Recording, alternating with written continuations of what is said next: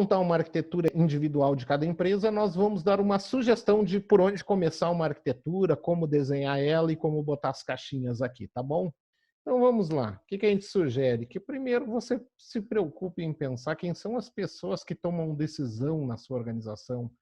Geralmente são os gestores de marketing, vendas, produção, logística, crédito, RH, finanças, só para citar algumas áreas aqui. Mas os gestores dessas áreas são os responsáveis pelas decisões.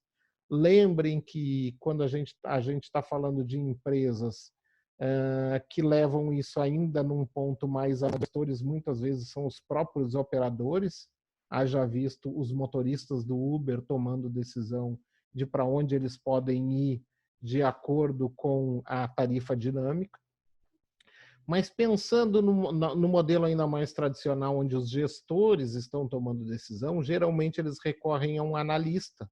Então é importante vocês pensarem também quem são esses analistas que hoje são os responsáveis por levantar informações para os seus gestores. Esses gestores aqui, vamos pegar o gestor comercial só como exemplo, né? Ele pode fazer, ele tem N desejos que ele gostaria que o analista trouxesse para ele. Ele pode perguntar quem são os clientes mais lucrativos. Isso aqui a gente pode imaginar uma listagem com os clientes por ordem de lucratividade, né? Mas ele pode perguntar algo um pouquinho mais complexo. Existem diferenças entre os clientes mais lucrativos e os menos lucrativos? Pode não parecer, mas aí a gente já está botando alguma significância estatística para entender o que é a diferença e assim por diante.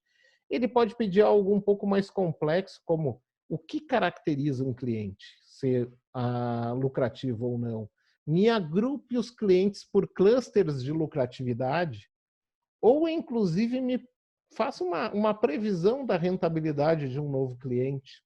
Então, isso é um pouco mais complexo e você está vendo aqui que cada cor mais escura eu estou elevando um pouco o nível da complexidade.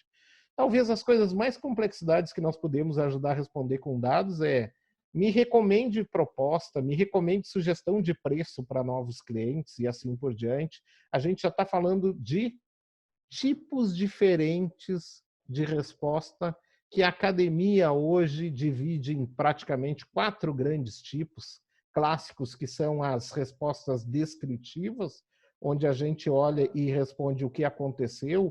Um relatório, um dashboard simples é um exemplo prático disso. Nós temos respostas diagnósticas que respondem o porquê isso aconteceu. Então, dashboards com indicadores muito claros que acendem verde e vermelho quando está ruim ou quando está bom. Ou esses são alguns tipos de soluções mais diagnósticas, né, que nos ajudam já a entender o porquê que algo aconteceu. A preditiva, ele não se detém a olhar e dizer o que aconteceu, mas prevê o que vai acontecer. Qual vai ser a nossa venda esse mês a partir do estudo do passado? Qual a tendência desse cliente me trazer ou não lucratividade a partir do estudo do passado? Qual a tendência desse prospect virar um cliente sim ou não, pelo que eu sei que quem que virou meu cliente, assim por diante. Então, eu estou prevendo o que vai acontecer a partir dos dados e eu posso, a partir dos dados, inclusive, prescrever tomadas de decisão. E vejam que quando eu estou fazendo cada uma dessas diferentes formas aqui, sempre, gente, eu quero levar a uma decisão. A diferença é a necessidade de input humano. Se ele olha para uma listagem, para um dashboard simples, o humano vai ter que botar muito mais penso até chegar à sua decisão. Se ele tiver algo diagnóstico, já está indicando para ele onde algo está errado. Se ele tiver algo preditivo, já está dizendo para ele o que vai acontecer. E se ele tiver algo prescritivo, já está até sugerindo uma decisão para ele, ou quem sabe tomando uma decisão automatizada. E é importante olhar para esses tipos de respostas aqui, não como uma melhor do que a outra. Claro que a gente tende a achar que a prescritiva é melhor do que a descritiva, mas uma não substitui a outra. Elas são conjuntos que se interlaçam para ajudar a tomada de decisão. Então, todas elas têm a sua importância.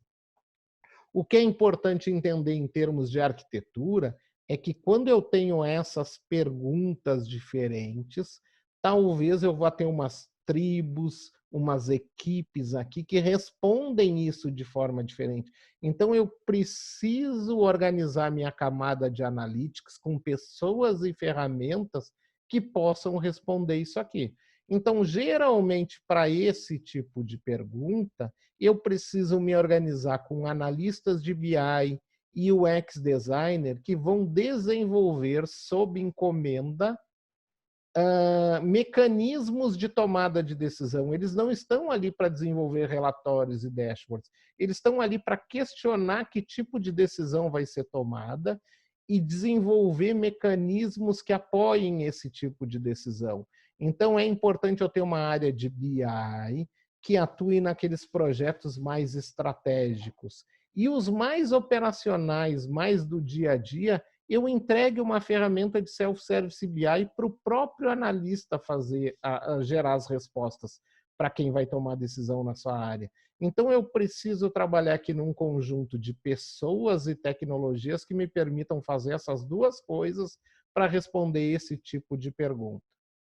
Já para os tipos de perguntas preditiva e prescritiva, gente, são outras técnicas. Eu preciso falar de agrupamento, classificação, regressão, e daí o que eu passo a precisar aqui é de um cientista de dados, não mais de um analista. Um cientista de dados, ele tem mais força na palavra ciência do que em dados, porque o cientista vai estar fazendo experimentos, vai estar analisando dados com mais profundidade para ajudar a tomada de decisão. Então, muitas empresas se frustram ao esperar que algumas dessas coisas venham exclusivamente do BI. Essas equipes aqui têm que trabalhar juntas para entregar, então, BI e ciência de dados para essa tomada de decisão. Então, as primeiras coisas que eu preciso me preocupar com a minha camada de pessoas, que decisão eu tomo, e a segunda coisa que quase que junto com a terceira, eu preciso me preocupar em que pessoas e tecnologias eu vou trabalhar em analytics para chegar nessa tomada de decisão. Porém, eu não posso esquecer de ter aqui um grupo de pessoas e tecnologias que tratam meus dados crus. Os dados, como eles estão geralmente em sistemas, eles não são suficientes para serem analisados. Eles precisam passar por uma camada de melhoria, de significância para que eles possam servir aos demais tomarem decisão. Então, é necessário que alguém olhe para esses dados dos meus sistemas, e geralmente eu não tenho um único sistema, eu tenho um conjunto de sistemas que me ajudam a responder questões, e comecem a trabalhar os engenheiros de dados, os arquitetos de dados, para montar uma estrutura de fundação de dados, aonde eu vou ter um data warehouse para aqueles dados que eu preciso deixar muito bem organizado para alguém tomar decisão, e aonde eu vou ter data lake para dar vazão a todos o volume de dados gigantescos que a gente tem no mundo hoje, e mesmo dados de dentro da empresa que eu tenho que deixar eles à disposição de uma maneira mais crua para alguém tomar decisão. Tá? Então, eu preciso ter uma estrutura de dados, e nessa estrutura de dados é desejável que eu tenha um catálogo de dados, porque daí eu permito que o analista de BI chegue nesses dados, que o cientista de BI, que o cientista de dados chegue nesses dados, e que mesmo o analista que está lá na área de negócio consiga chegar nesses dados através de ferramentas de self-service data preparations, que são ferramentas voltadas para o usuário buscar direto os dados e preparar os seus dados. Gente, isso aqui é uma possível arquitetura que nós aqui na IMAP chamamos de ciclo virtuoso dos dados. Pessoas, data e analytics, pensado nessa ordem, que ajudam com que esse ciclo aqui permita que a sua empresa funcione de uma maneira mais fluida todos os projetos de data e analytics. Esse ciclo virtuoso de dados nada mais é do que um apelido que a gente dá para aquilo que a gente sugere como uma possível arquitetura na sua empresa, mas cada empresa precisa pensar na sua arquitetura de acordo com a sua realidade, de acordo com as suas equipes. Esse aqui é só um exemplo que pode servir de plano de fundo para você pensar na sua arquitetura para dar vazão a esses processos. Pensando nessa arquitetura, nós sugerimos que primeiro você pense em planejar isso aqui tudo para dar vazão, para que os processos corram com mais velocidade aqui. Então, muito possivelmente, você precise fazer um assessment, como eu estou hoje, como eu gostaria de estar. É importante que você tenha uma metodologia de entendimento das demandas, por isso essa separação aqui. Aqui nessa área hoje a gente usa o Data Driven Canvas, que nada mais é do que uma metodologia que ajuda primeiro a questionar que decisões eu vou tomar, para depois pensar em que analytics e dados eu vou estruturar para essas decisões. O Data Driven Canvas, ele é uma metodologia aberta que pode ser usada por qualquer empresa sem necessidade de permissão. Ela foi criada para dar vazão aos nossos projetos e hoje muitas empresas usam. Fiquem à vontade, vocês é só procurar Data Driven Canvas que vocês vão encontrar. Você precisa se preocupar em ter pessoas que construam, né? Então, essa construção ela só pode ser pensada a partir do momento que eu já pensei, que eu já planejei esse todo. Eu preciso operar isso e dar vazão para que isso rode todos os dias bem, que eu tenha disponibilidade o tempo todo. E não, por último, mas de longe não mais importante, tá? Não menos importante, importantíssimo, é eu pensar em alfabetização de dado para as pessoas que tomam decisões, para que elas realmente passem a usar essa nova disponibilidade de dados que a gente tem no mundo hoje para tomada de decisão. Volto lá para o início. Se a gente não começar tudo por que decisão eu vou tomar e eu aceitar que eu vou mudar a minha forma de decisão e eu passar a pensar em decisão baseada em dados, tudo que a gente construir à esquerda aqui pode ser subutilizado e a gente não está usando o potencial dos dados dentro da nossa organização.